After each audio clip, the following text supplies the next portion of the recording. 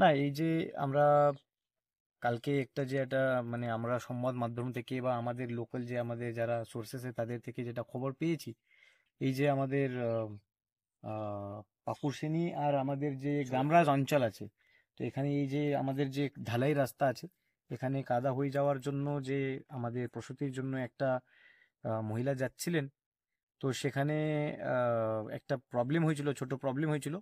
কিন্তু all thanks to আমাদের যে আশা কর্মী ছিলেন, আশা দিদি ছিলেন, উনি দিদি ভালো করেই ওনাকে অ্যাটেন্ড করেছিলেন। তারপরে তো ওনার বাচ্চাও সুস্থ আছে। এই মুহূর্তে সুপার স্পেশালিটি বেলদাতে উনি ভর্তি আছেন।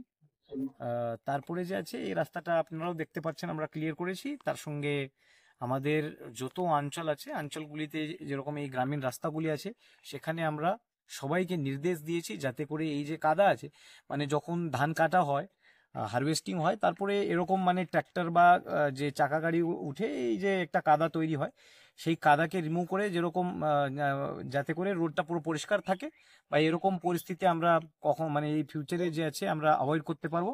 এইটা তাই জন্য আমরা অলরেডি পদক্ষেপ নিচ্ছি আমরা। স্যার, ব্যবস্থা নেওয়া হবে কি ওদের বিরুদ্ধে যারা এই ধরনের কাজ করছে? না, যারা যে যদি এরকম যদি হয়ে থাকে যে দেখুন, সবাই তো আমাদের যে কৃষক চাষি আছে, আমরা গ্রাম পঞ্চায়েতের সহায়তা এই যে সিচুয়েশনটা আছে যাতে করে আমরা তাড়াতাড়ি অ্যাড্রেস করব, ঠিক আছে, যাতে করে এই কাদাটা আমরা প্রিভেন্ট করতে পারবো। স্যার শুধুমাত্র এই গ্রাম নয়, নারায়ণগড়ের একাধিক জায়গায় এরকম ঢালাই রাস্তা বলুন কিংবা পিচ রাস্তা বলুন কাদায় ভরিপূর্ণ, যাতায়াত করতে খুবই না, অসুবিধা। ওই যে আমাদের পুলিশ প্রশাসন আর আমাদের সিভিল প্রশাসন, আমরা দুজনেই মিলে আমরা অ্যানাউন্সমেন্ট করে আর আমাদের জিপির যে আছে সবার সহায়তা নিয়ে আমরা এগুলো পরিষ্কার করে নেব। স্যার, ওই প্রসূতি মায়ের যে গ্রাম রয়েছে, গ্রামে একেবারে রাস্তা বেহাল অবস্থা। না, যেগুলো আপনারা নিশ্চয়ই জানেন, আমাদের মাননীয় মুখ্যমন্ত্রীর প্রেরণায় আমাদের যে সব রাস্তাগুলি যে হচ্ছে আমার পথশ্রী স্কিম দিয়ে, আরও রাস্তা হবে।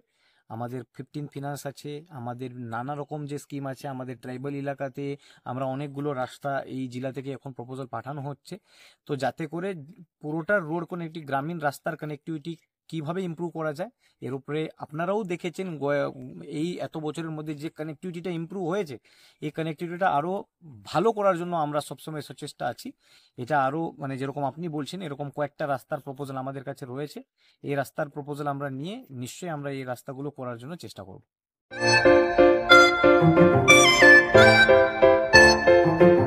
বাড়ি ভাড়া খুঁজছেন? অফিস বা ব্যাংকের জন্য বাড়ি ভাড়া খুঁজলে আজই যোগাযোগ করুন। আপনার পছন্দের একেবারে বেলদা বাস স্ট্যান্ড সংলগ্ন এলাকায় বাড়ি ও অফিসের জন্য ভাড়া দেওয়া হবে। প্রশস্ত জায়গা এবং পার্কিং এর ব্যবস্থা আছে। যে কোনো অফিস ও ফ্ল্যাট সিস্টেমে বাড়ি ভাড়া নিতে যোগাযোগ করুন এই নম্বরগুলিতে 9434815595 অথবা 8509396651।